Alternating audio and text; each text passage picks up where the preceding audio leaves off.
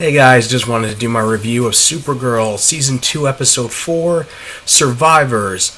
And this episode focuses on how it continues from where it left off last week, kind of, and how Johns is trying to get to know Megan, or the last daughter of Mars, and she's kind of reluctant to, I guess basically mind meld with Johns, and basically just being skittish and standoffish towards him. And Johns, explains to. She gets the sense that she's hiding something, and Johns explains it, tells Alex and Kara about Miss Martian, and it turns out, and which kind of coincides with an investigation that Maggie Sawyer's leading, that she tips off Alex and Kara to, and an alien who's been killed by another alien, which Kara finds suspicious because they're the dead alien is a peace-loving alien, and also they find out that, and when Maggie and Alex are investigating, they try to ambush an alien who I guess online is called Quill. I think it's like an unofficial name for him, and then he's taken captive, and they both follow him to an undernight fight club led by Roulette, who's having aliens fight one another, usually not to the death, but Miss Martian's actually one of the participants in the Unrating Champion, where the rich come out and they wear masks to conceal their identities, and this illegal fighting, and Supergirl arrives to try to break up the fight, but she ends up getting into a cage match with Draga, who is from who Mon-El remembers from War World, and Kara ends up getting defeated, but Maggie and Alex try to break up the whole death match and the whole fight club, but then Roulette ends up escaping. And I guess another side plot is that Mon-El basically is just cooped up in the DEO and just trying to test out his powers, and so far he just displays invulnerability and super strength.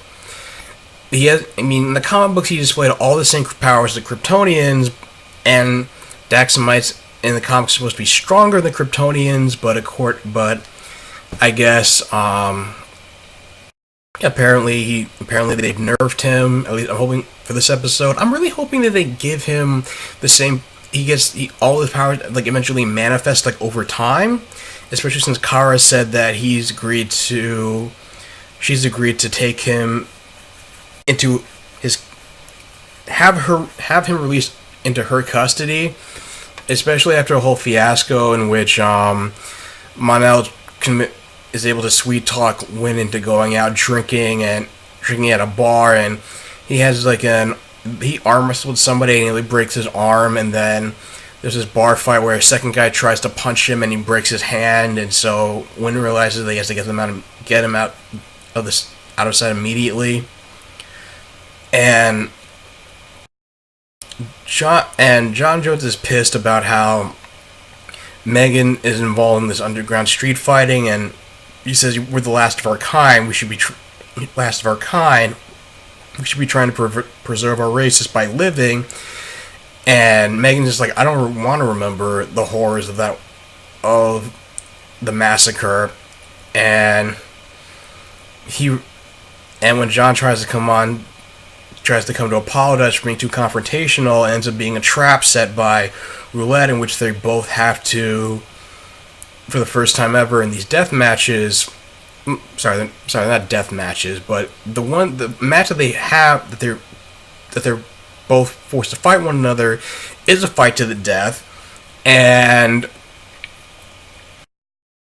but Johns refuses to fight back, and he says I don't blame you for doing what it takes to survive, but if it means being a killer, and so that's what convinced. It's you shouldn't feel guilty for surviving the massacre, and John Jones thinks that's why she entered this cage match as a coping mechanism, and that's what convinces Megan not to continue with the fight.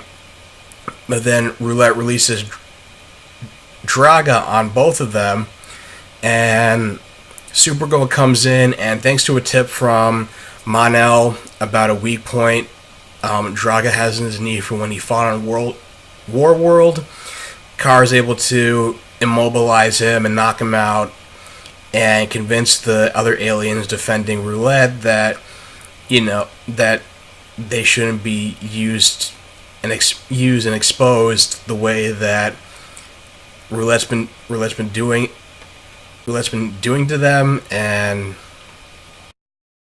just not prove to the world they're not the monsters that they're made out to be by humans.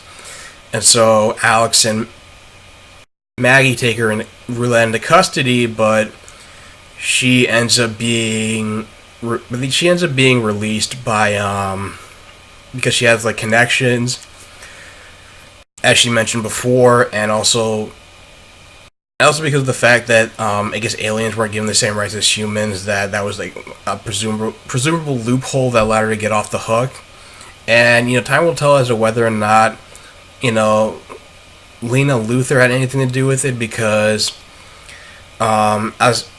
Supergirl's the one who got the tip from her about the underground fight club. Kara went to her to get the information, and I mean, she seems like she's trying to redeem herself, but it seems a little bit too good to be true. So we know very little about her so far and what her motives are. We're just kind of being left in suspense about that. I basically liked the ship tease they had between Kara and Mon-El. It's something that's not taking up too much of the plot, and they seem like a very good chemistry, and they seem to be like a compatible couple, and the two survivors of their respective worlds, and they're both worlds which didn't really get along, and so I'll see what that. It's interesting to see where that goes. It might be a little more angst-ridden compared to, say, Alex and Maggie. And when Alex offers to take Maggie for a drink, she says she already has plans with her girlfriend, and you can tell that Alex is attracted to her, and her feelings. She looks pretty hurt when she realizes that she's kind of you can tell she has this unrequited love for her, and just hurt that she's not being able to take the whole budding friendship they have now to the next level. They had more of the stuff about Catco, where it's like Kara tries to report a story, Snapper points out why she's not doing it the proper way, like checking all of her sources, and then of course Kara proves her mettle to Snapper. I don't know. It just seems like really repetitive. It just seems like they go through the same dynamic every week. It seems kind of repetitive, and just feels like Snapper adds nothing to the show. And Jimmy wasn't in this episode either. There's not really much that, given the direction about exploring like prejudices about aliens and just prejudice in general. It just doesn't seem like Catco is not going to have a huge role in it, which I guess is why the writers said they want to turn Jimmy Olsen into the Guardian and make him a superhero. But on the Kara civilian front, there's not really much going on.